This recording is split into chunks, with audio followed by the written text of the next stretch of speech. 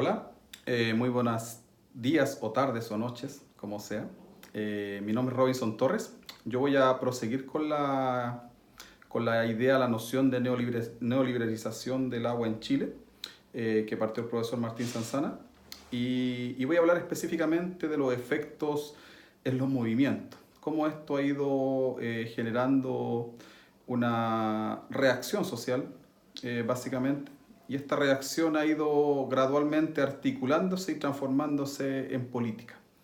Bueno, como mencionaba Martín, el proceso de neoliberalización implicó, a partir de la dictadura, un código de agua que posteriormente empezó a dividirse en sectores económicos, digamos. Se han apropiado de las aguas grandes mineras, grandes empresas hidroeléctricas particularmente también. De hecho, el Código de Agua crea los derechos no consultivos que son especialmente diseñados para la hidroeléctrica. También gradualmente desde los años 80-90 la industria forestal en el sur de Chile adquiere una cantidad enorme de derechos de aguas también. De hecho es propietaria de ríos completos en algunos sectores. Y también después viene en los años 90 la privatización de las sanitarias y todo un proceso, digamos, de apropiación literalmente de territorio y cuencas completas. Entonces, gradualmente toda esta actividad económica, al aumentar sus escalas de operación, han ido produciendo graves procesos de degradación del medio ambiente y particularmente de los acuíferos también. Sobreexplotación, contaminación, también a mucha, particularmente sobreexplotación. Bueno, y en ese proceso de daño ambiental por un lado y por otro lado daño ecológico y también apropiación legal, digamos, de los derechos de agua, la sociedad gradualmente se ha ido haciendo consciente y se ha ido haciendo consciente a partir de proyectos específicos. Por ejemplo, un gran proyecto específico en el norte minero fue Pascualama, que también tuvo un grave problema de glaciares y ahí se articuló un movimiento que se llamaba Huasco Sin Mineras, un movimiento, digamos, antiminero. Acá en el sur de Chile, durante los años 90, justamente en esta región del Biobío donde estamos acá estamos en la Universidad de Concepción, en la zona cordillerana se desarrolló un proyecto hidroeléctrico que se llamaba represa Ralco-Pangue. Fueron dos grandes represas que finalmente se construyeron, pero se construyeron a costa de desplazar comunidades indígenas mapuche, pehuenche, digamos, que viven en la cordillera, y que fue un proyecto que en ese momento era del Estado. Entonces, y justamente ¿por qué? Porque la empresa era estatal. La empresa que en ese momento se llamaba Endesa, hoy en día es Enel, todavía tenía participación estatal. Entonces el Estado desarrolló el proyecto y justo cuando lo estaba desarrollando privatiza la empresa. Entonces, durante la privatización, el movimiento, o sea, las comunidades mapuche fueron prácticamente desalojadas y dañadas, digamos.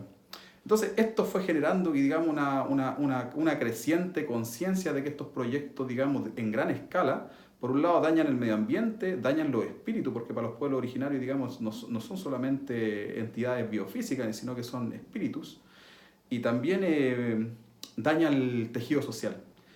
Posteriormente, digamos, durante los 2000, otro gran proyecto hidroeléctrico fue en la Patagonia, que fue un proyecto nomás porque finalmente fue rechazado. En términos simples, se propuso el año 2005 y en el año 2014 se rechazó. Fueron casi 9 años, digamos, de desarrollo de propuesta del proyecto por parte de la empresa, que también era Endesa, que en ese momento ya era española, hoy día es italiana, digamos, una empresa transnacional. Propuso un proyecto en la Patagonia, en Aysén, en una zona, digamos, austral de acá de Chile. Y ahí se formó otro movimiento grande, Patagonia Sin Represa. Particularmente yo estudié mucho ese movimiento y ese movimiento pues, creo que representa quizá un quiebre porque fue un movimiento que fue articulándose justo en un momento que yo lo relaciono mucho con las redes sociales. Se hizo masivo durante 2008, 2009, 2010, 2011 y 2011 también empieza a articularse con otros movimientos. Más allá del medio ambiente, más allá del agua, surge el movimiento estudiantil. Paralelamente los pueblos originarios y particularmente el pueblo mapuche venía desarrollando una demanda por tierra y por aguas también y por derechos culturales y políticos que se desarrolla hasta hoy en día. Entonces se empieza a hacer una especie de articulación de movimientos de diversa índole, pero todo, digamos, que pueden tener algo, si algo tienen en común es una reacción, digamos, a esta privatización de los territorios y privatización de los derechos. En el caso de la educación, privatización de la educación, privatización de las tierras, privatización del agua, privatización de este modelo neoliberal. Entonces, comienza, digamos, una ola de movilizaciones que quizás el 2011 tuvo una de sus mayores expresiones, donde el tema ambiental quizás no era el primordial, porque en ese momento fue la educación. Pero desde entonces, el año 2011 hasta hoy, digamos, han pasado casi 8 años, y esto ha generado, digamos, una articulación creciente de movimiento, y ya va más allá del agua, va también con el tema de las pensiones, con la salud, con la educación, etcétera. Y esto ha ido generando, digamos, articulaciones. Y yo creo que esa es la relevancia del movimiento social hoy en día. Ha ido articulando, digamos, demandas y por lo mismo articulando fuerzas. Particularmente, por ejemplo, yo en mi investigación reciente postdoctoral he estado investigando el movimiento por el agua, y lo que me he venido dando cuenta que el movimiento que mencioné, el movimiento antiminero en el norte, el movimiento antirrepresa acá en el sur, que son muchos proyectos específicos, se han ido gradualmente hermanando, por decirlo así, han ido articulándose, y hoy día existe un movimiento nacional por el agua. Tienen varias fracciones, también hay que decirlo, el movimiento ha tenido conflictos internos, pero hoy en día ya con esta última explosión, digamos, con la cual vamos a conversar con Martín un ratito más, se han ido ya dando cuenta de que esas fricciones internas hay que superarlas para poder, digamos, tener un proyecto político, digamos, en bloque para articular las demandas. Entonces, lo que se ha ido generando es gradualmente un escalamiento, digamos, de movimiento, desde la escala local a la nacional e incluso con apoyo internacional. Lo que yo me he dado cuenta, por ejemplo, el movimiento mapuche, con el que he estado vinculado los últimos años, tiene muchas redes internacionales. El movimiento por el agua, que tiene dos grandes fracciones, el movimiento por el agua y los territorios, el MAT, también tiene una articulación nacional, digamos, de territorios prácticamente desde Arica hasta la Patagonia, desde el norte de Chile hacia el sur.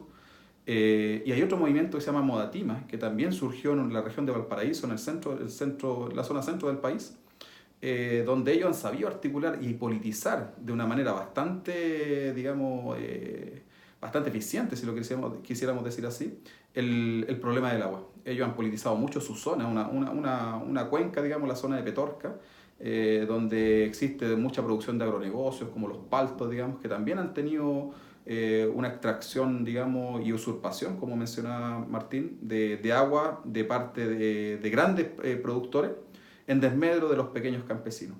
Y esa relación, digamos, del grande con el pequeño es prácticamente un reflejo de este Chile neoliberal. Este Chile que tiene, por un lado, acumulación de derechos jurídicos en un lado, pero por otro lado también tiene una acumulación de las tierras digamos, y de los caudales ecológicos por otro lado. Entonces, esta acumulación o esta desposesión, digamos, en términos ecológicos y en términos territoriales por un lado y en términos jurídicos por otro. Entonces, esa, digamos, amarre neoliberal, el cual estos movimientos están tratando de desamarrar. No ha sido fácil, es una lucha. ¿Por qué? Porque está digamos, articulado en la Constitución. Digamos, los derechos de agua, los derechos de propiedad del agua tienen un artículo particular en la Constitución donde dice que literalmente son propiedad privada y no son expropiables. Bueno, ese artículo se remite, digamos, hay que remitirse, digamos, a la época de la reforma agraria. Esto pasó el año 67, cuando el presidente Eduardo Frei Montalva tuvo que nacionalizar el agua en el contexto de la reforma agraria. Para poder redistribuir las tierras, tuvo que también redistribuir el agua, porque aproximadamente de 10 millones de hectáreas que fueron repartidas entre el año 64 y el año 73, 700.000, es decir, alrededor de un 7%, eran tierras de riego. Entonces había que expropiar el agua, porque el agua previamente también era privada. Esto data de la colonia en Chile, es una historia muy larga. Entonces, el código de agua del 81 y previamente la Constitución del 80 establece, y aquí podemos hablar de una restauración de clase, de hecho, durante la dictadura los grupos que fueron afectados por esta expropiación de 10 millones de hectáreas recuperaron aproximadamente 3,5 millones, según unas estadísticas que existen del Servicio Agrícola Ganadero. En esa recuperación ellos trataron de asegurarse también de que nunca más se les iba a expropiar por lo menos el agua. Entonces, de ahí ese artículo. Esa es una zona bastante poco explorada, que justamente ahora estoy explorando con este reventón, digamos, del estallido social que ha sucedido aquí en Chile desde ya llevamos casi 50, 60 días ya. Entonces, ¿qué se ha ido generando? Una articulación de movimientos tanto chilenos como de pueblos originarios. Esto es lo que yo le he estado llamando la articulación de un movimiento plurinacional por el agua y por los territorios, porque no solo agua, hablar solamente del agua es dejar de lado o quizás pensar el agua de forma abstracta, porque en realidad el agua en la práctica no está desarticulada del territorio. Entonces el movimiento, de hecho, el MAT, por ejemplo, por eso se llama Movimiento por el Agua y los Territorios. El Código de Agua justamente fue lo que hizo, fue separar la propiedad de la tierra del agua. Entonces lo que ha tratado de hacer el movimiento es justamente unirlo en el discurso, digamos, y decir que esta noción de agua separada de la tierra es una fantasía, es una abstracción jurídica, porque en la práctica es imposible separarlo. Entonces se ha ido articulando un movimiento, hay movimientos de todo tipo, hay algunos que surgen, otros que se apagan porque dependen, a veces surgen localmente, digamos, oponiéndose a un proyecto específico, pero muchos de estos movimientos no han muerto, a veces derrotan al proyecto, pero se siguen articulando porque entienden que la lucha, digamos, con otros territorios hay que articularla para poder, digamos, el tema no son proyectos específicos, no es una represa tal cual, no es una exploración minera, no es digamos, un terminal gasífero como tenemos acá en esta región, no son esos proyectos específicos, el tema es el modelo. Entonces, justamente lo que está sucediendo hoy día en el país, lo que estamos involucrados, digamos, en el análisis de los movimientos, en la participación dentro de los movimientos, es que debiera articularse una política estructural, que es complicado, para poder, digamos, articular una política que por lo menos recupere derechos y establezca, ahora que estamos en la discusión constituyente o destituyente, bromeamos acá un poco, establezca una base jurídica para asegurar que ciertos territorios, por ejemplo, se les declare en conservación, que no se puedan intervenir a gran escala, porque justamente ese daño ambiental, digamos, hablemos de contaminación, de degradación, de sobreexplotación, el que, por ejemplo, tiene casi a 400, 500 mil personas sin agua en el país, que es justamente lo que mencionaba Martín respecto a las personas que son abastecidas con camiones de aljibe. Esto hay que conjugarlo también con una mega sequía que estamos viviendo en el país. Esto es un argumento de un grupo de investigación de la Universidad de Chile, que hablan de mega sequía en el sentido de que ya no es una sequía, porque las sequías normales duraban 1 o 2 años. Tenemos una sequía que ya lleva aproximadamente 10 años y con caudales de precipitación, digamos, decrecientes. Entonces tenemos una situación bastante complicada, donde tenemos menos lluvia, por un lado, menos recarga de los acuíferos, pero por otro lado tenemos sobreexplotación o aumento de la actividad económica, minera, hidroeléctrica, forestal acá en el sur, de agronegocios también como las paltas, que están aumentando la cantidad de agua, digamos, en uso para estas actividades productivas. Entonces, hay una ecuación bastante compleja y ahí es donde las personas están quedando sin agua. Entonces, y ahí también donde está el desafío actual de la reacción social, como decía, y articular esta demanda. Hay un nuevo paso que se está dando en este momento, digamos, donde estos movimientos, digamos, tanto territoriales en defensa del medio ambiente y del agua, se están articulando justamente con estos otros movimientos por demandas más amplias. El movimiento estudiantil, el movimiento contra la AFP, que son los fondos de pensiones privados que existen acá, el movimiento, digamos, por la salud, etc. Es decir, se está rearticulando el tejido social. No sabemos cuál va a ser, digamos, digamos la puerta de llegada de esto, porque el gobierno en estos momentos está, digamos, bloqueando los cambios de fondo, digamos, está, digamos, tratando de poner algunos matices, digamos,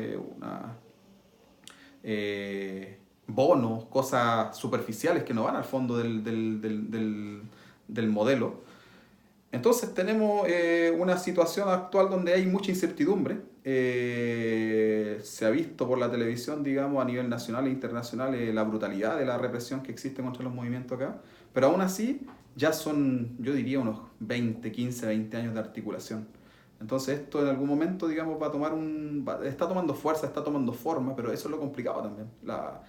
Que tome forma una cosa tan compleja, tan diversa. Oiga, también está el movimiento feminista dentro de los movimientos territoriales, los movimientos de pueblo originario, están los campesinos, digamos, antiguos de los que recibieron tierra de la reforma agraria, tenemos nuevos tipos digamos, de pequeños propietarios, digamos, que han venido de las ciudades, y en paralelo viven en los campos, digamos, los territorios junto con estas grandes transnacionales forestales mineras.